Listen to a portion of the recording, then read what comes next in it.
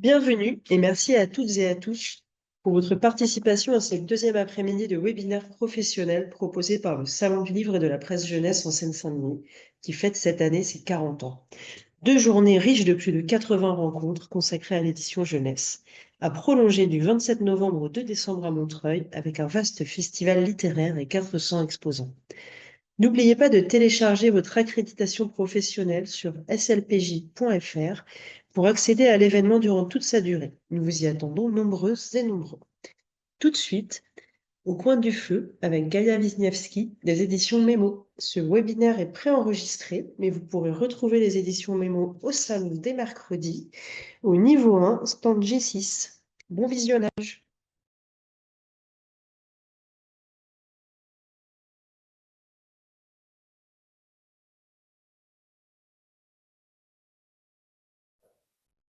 Bonjour à toutes et à tous et bienvenue dans ce webinaire des éditions Mémo consacré à Gaïa Wisniewski.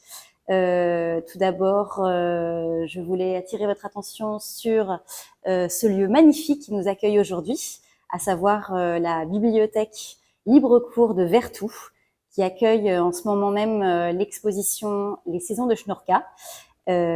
Exposition qui a été créée, imaginée l'année dernière par et avec les médiathèques de la ville de Nantes, voilà, qui avaient très envie de travailler autour de l'univers de Gaïa et qui ont fait appel à Mémo pour concevoir toute une exposition autour de Schnorka et de sa bande d'amis. Exposition d'ailleurs qui est amenée à tourner dans toutes les bibliothèques et puis dans tous les espaces d'exposition qui souhaitent l'accueillir. Eh bien, je vous invite maintenant à monter à bord du traîneau de Schnorka en compagnie de Gaïa Wisniewski et de son éditrice Caroline Lascaux. Bon voyage.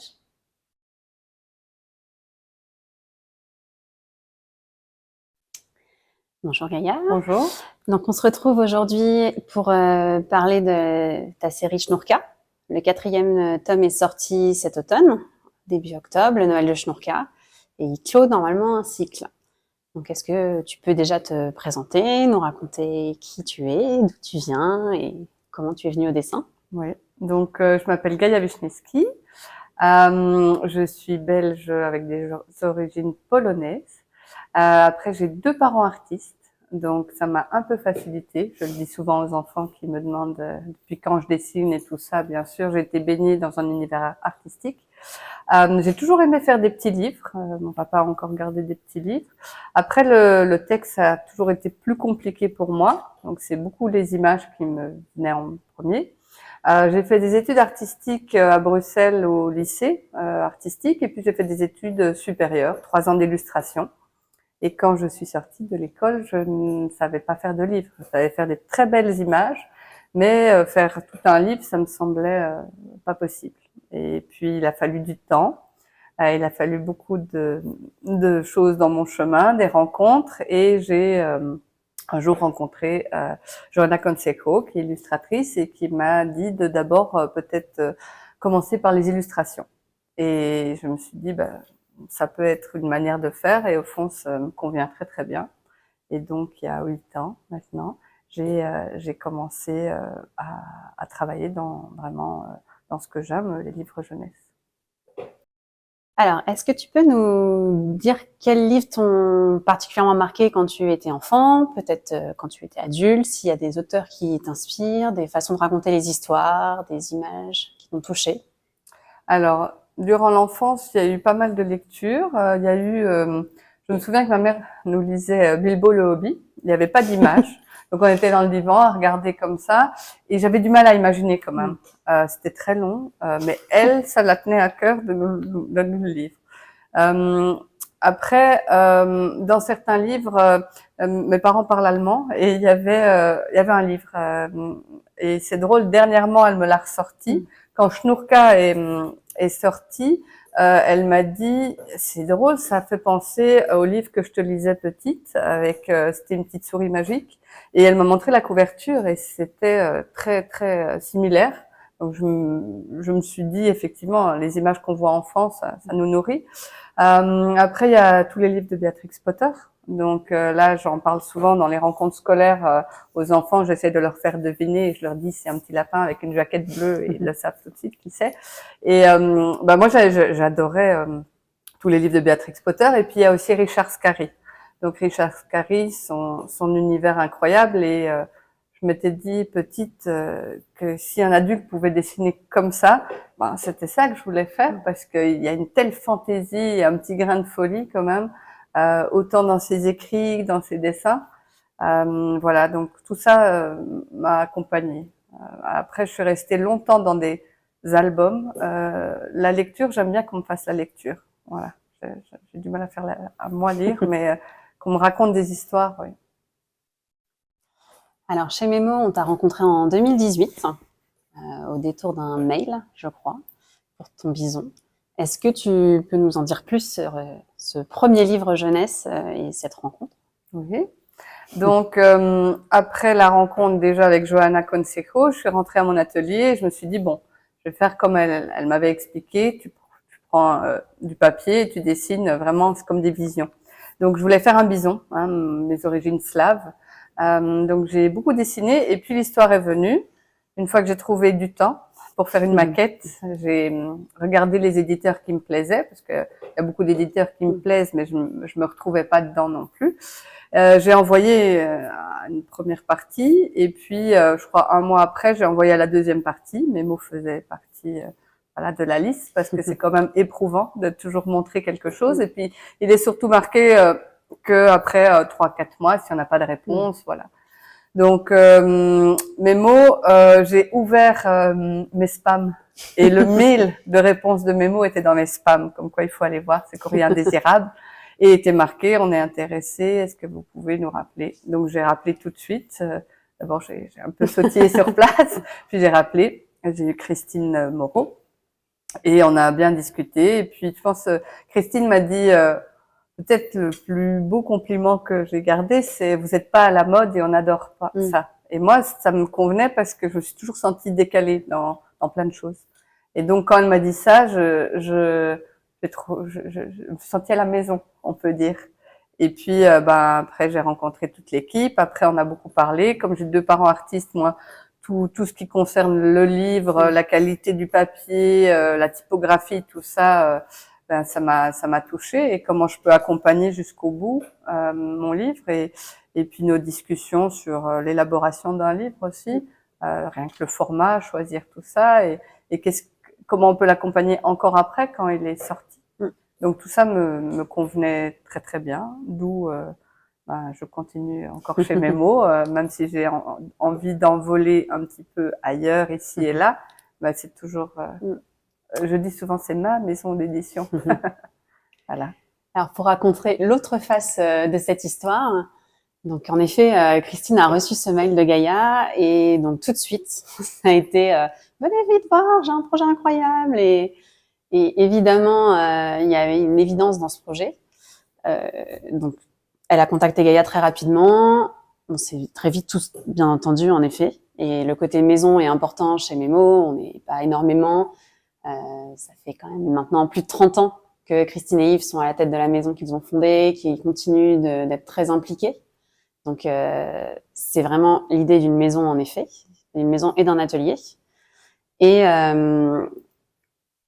quand on a parlé de ce premier livre qui est à la fois magnifique, mais peut-être pas le plus facile pour un tout premier livre, on en a parlé notamment à Harmonia Mundi, notre diffuseur-distributeur.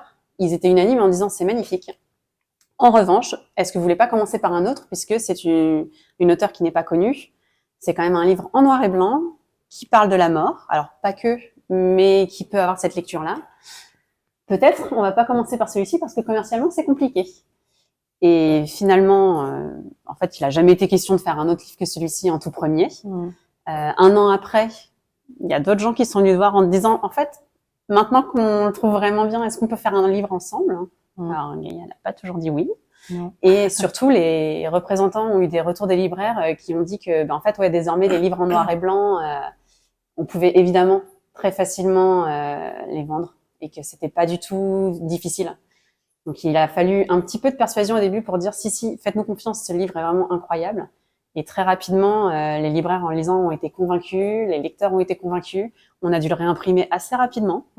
Donc, Après, comme quoi, un projet qui arrive par mail peut tout de suite fonctionner et être une rencontre entre un éditeur et un illustrateur, un auteur. Je crois que c'était 2 pièces qui se sont C'est ça. imbriquées.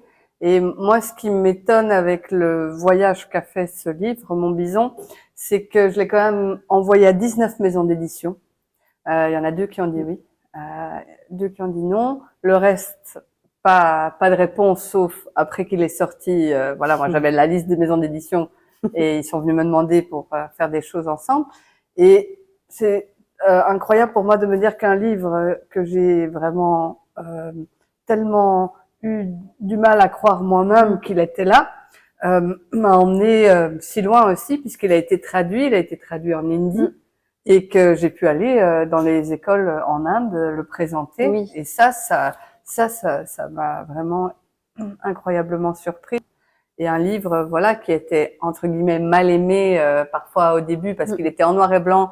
Et je sais, j'ai discuté avec des représentants qui m'ont dit que ça avait été difficile de le faire accueillir par les libraires, même s'il était beau et tout ça. Mais c'est de se dire que il y a un lâcher prise à avoir aussi. On conçoit un livre tout seul chez soi et on le fait voyager, voilà, et on n'a pas vraiment d'attache là-dessus. Ce qui se passe, c'est que par exemple avec Shnurka, les premiers Shnurka, ça a assez vite pris, mais maintenant 3e et 4e, ça a beaucoup pris parce que les gens, c'est une série, ils aiment bien. Et souvent, quand je vais dans les médiathèques, bibliothèques, les médiathécaires, elles sont vraiment à fond dans Shnurka. Elles me fait du petit thé, voilà. Elles retrouvent sans doute un esprit très cocoon qu'elles ont envie de garder.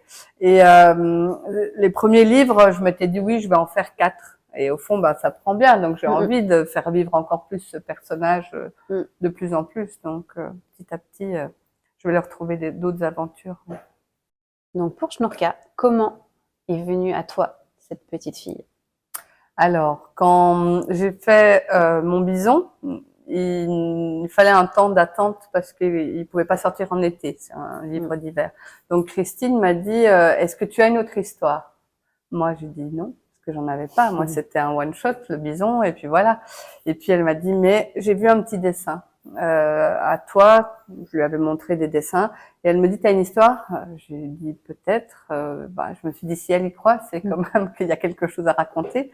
Et j'ai commencé à imaginer une petite fille selon certaines inspirations aussi, comme par exemple les livres de Tove Jansson, donc les Moumines, la vallée des Moumines, comment les personnages pouvaient vivre ensemble dans un endroit.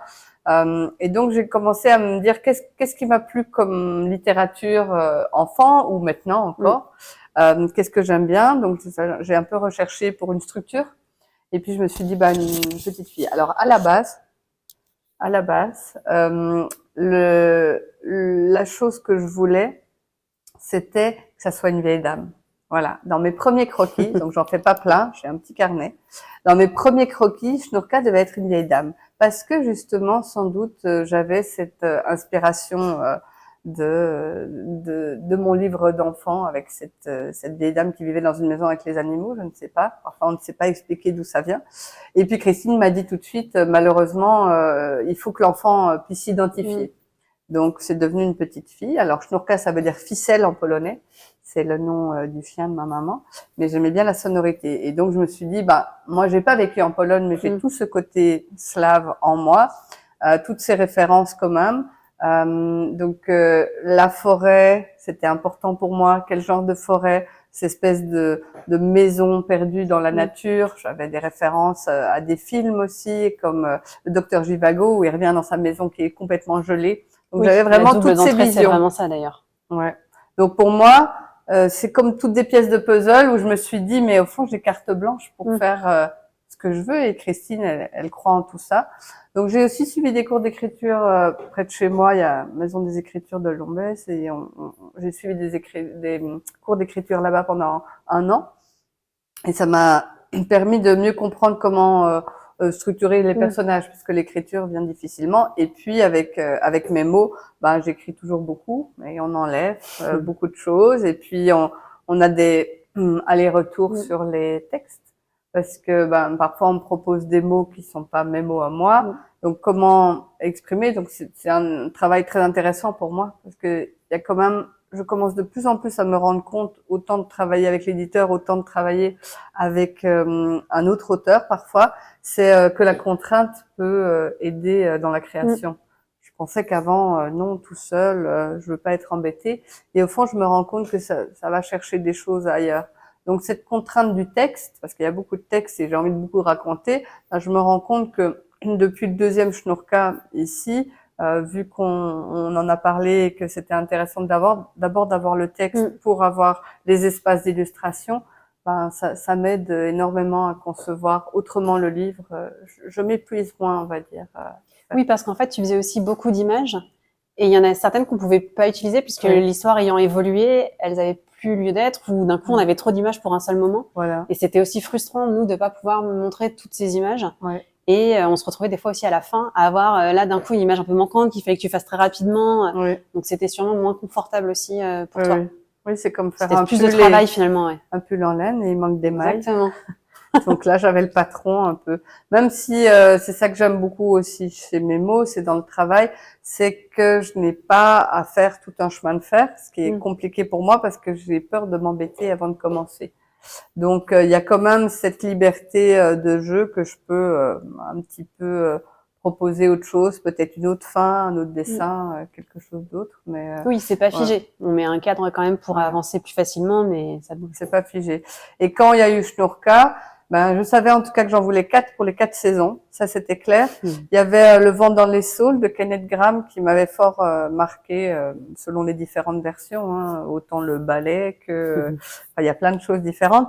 Et je m'étais dit, voilà, je veux qu'ils évoluent dans la nature. Donc, comparé à mon premier livre qui est en noir et blanc, là, c'est clair qu'il fallait de la couleur. Souvent, les enfants, ils me demandent pourquoi pour Shnurka tu as mis de la couleur.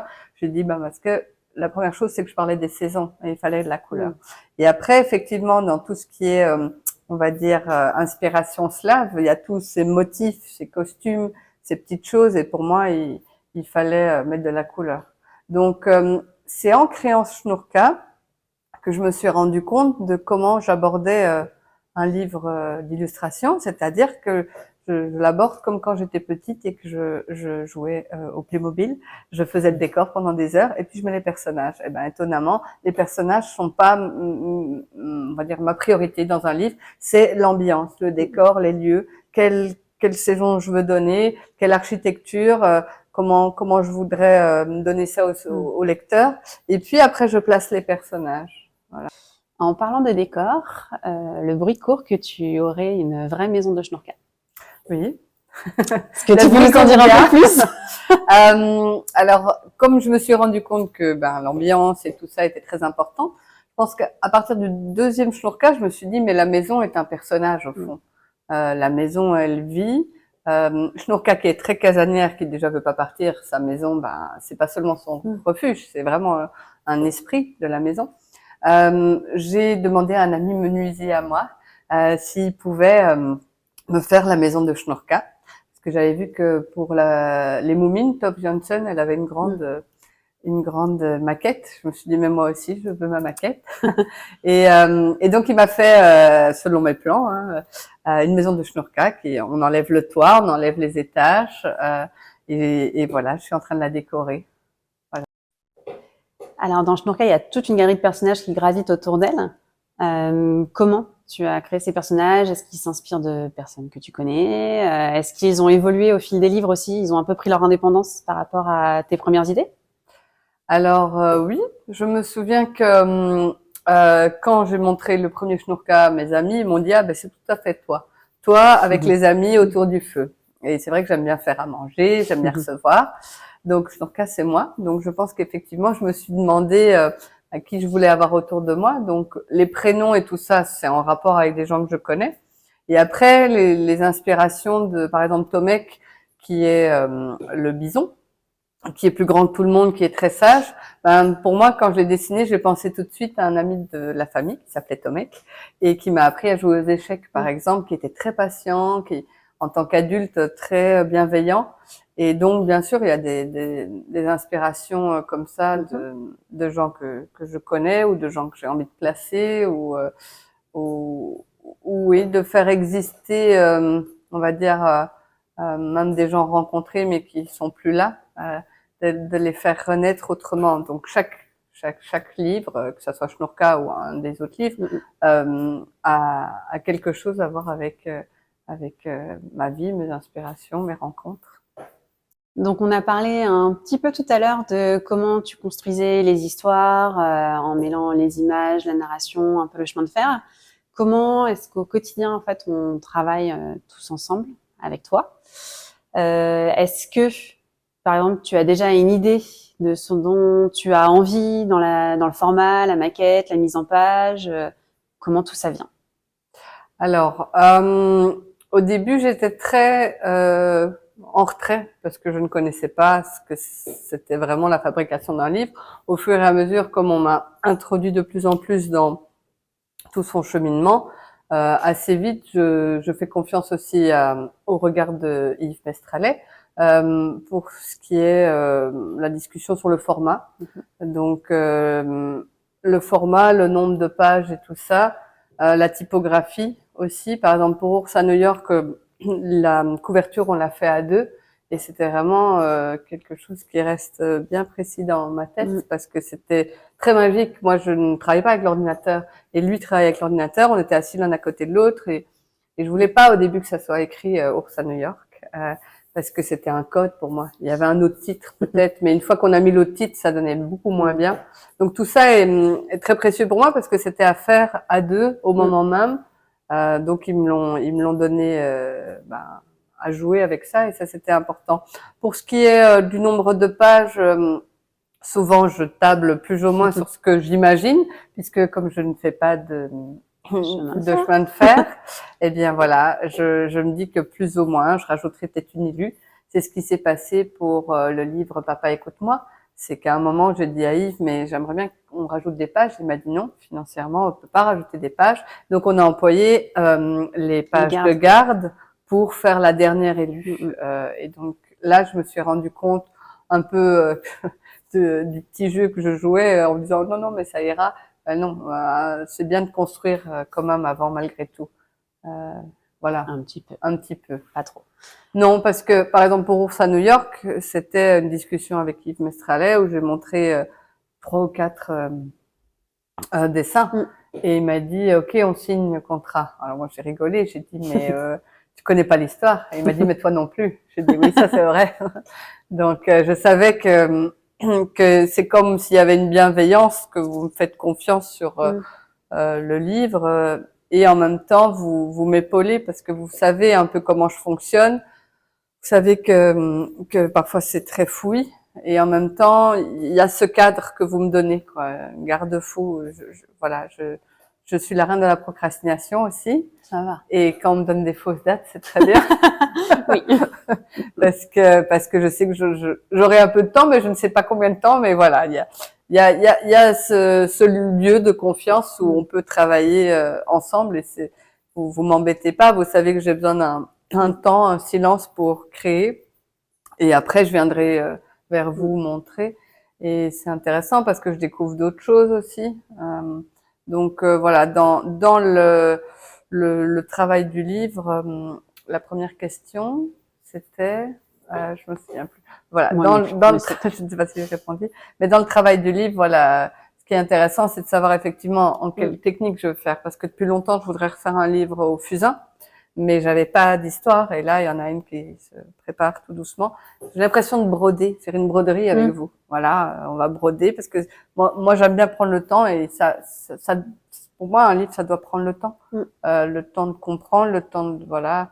Ici, je travaille avec un autre auteur qui n'a pas l'habitude de travailler comme ça, et à force d'être avec moi, il m'a dit, mais au fond, j'aime beaucoup prendre ce temps.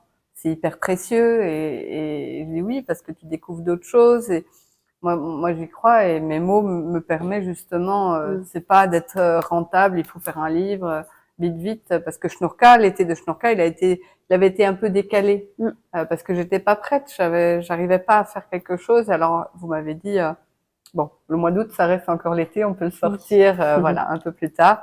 Donc voilà, il n'y a pas, il y a pas il y a pas de stress. Il y a une exigence que j'aime, et c'est ça que j'aime bien, c'est que ben je me sens pris en main. Il y a une exigence, il y a des demandes, que ça soit de Christine, de Yves, de toi Caroline, par rapport au livre. Et puis vous avez chacun votre vision. Donc on a l'impression d'avoir un prisme, voilà, et que je peux regarder de tous les côtés, et que je me dis, ben voilà, tout ça qu'ils m'ont dit, ça c'est intéressant, je peux aller un peu plus loin là-dedans. Voilà. Oui, c'est vrai que on essaie de ne pas travailler en plein stress. Des fois, on le cache juste aux auteurs, il faut l'avouer. On n'emmène pas large. Mais l'idée, c'est en effet de laisser le temps au livre de se faire. Alors, dans le cas, par exemple, de l'été de Schnourka, c'est sûr qu'on peut pas le sortir en décembre. Il y a aussi des contraintes après d'ordre plus commercial et pratique.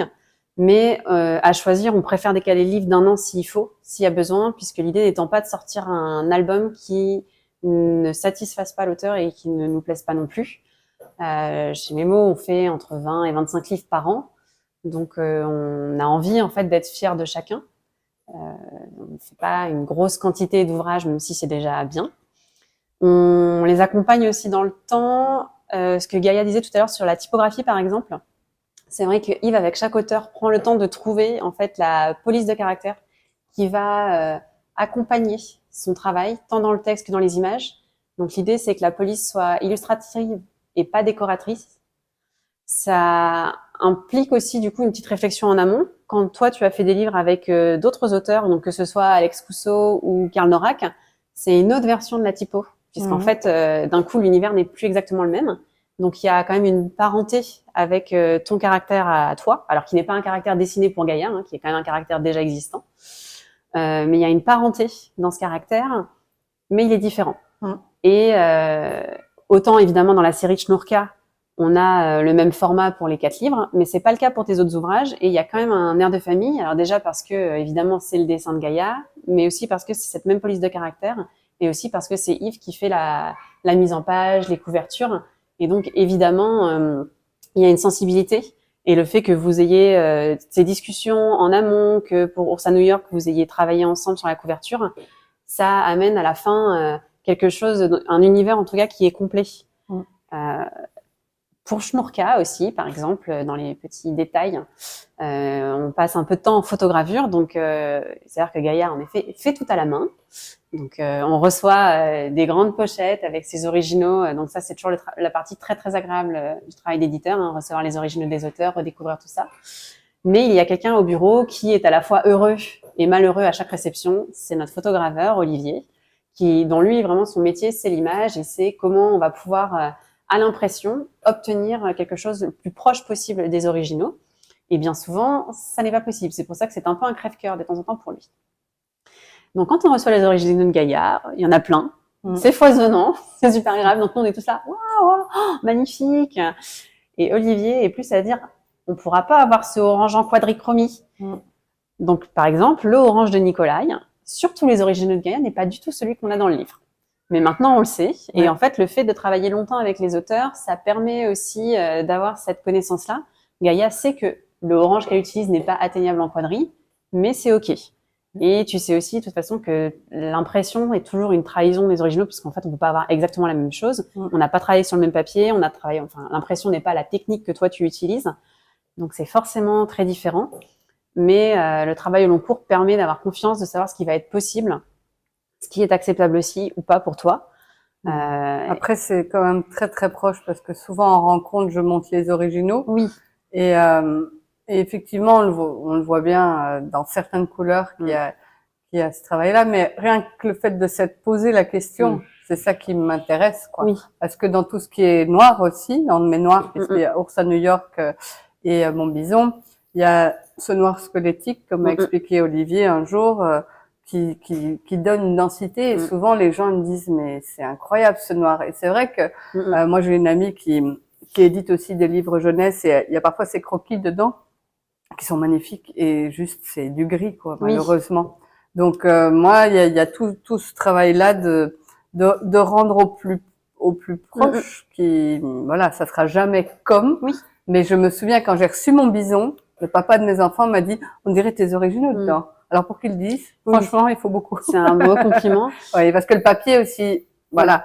Alors, ce qui est très drôle, c'est que souvent, quand les gens ils m'achètent les livres et que je dois dédicacer, pendant un petit temps, ils commencent à caresser le livre. Oui. Il y a une espèce de matière, ils aiment bien. Il y a Voilà, ça, il y c'est a vrai une qu'on douceur. utilise toujours le même papier pour les livres depuis très longtemps. Donc, nous, ce qui est bien, c'est qu'on le connaît très bien. Ça participe aussi de l'identité de Mémo.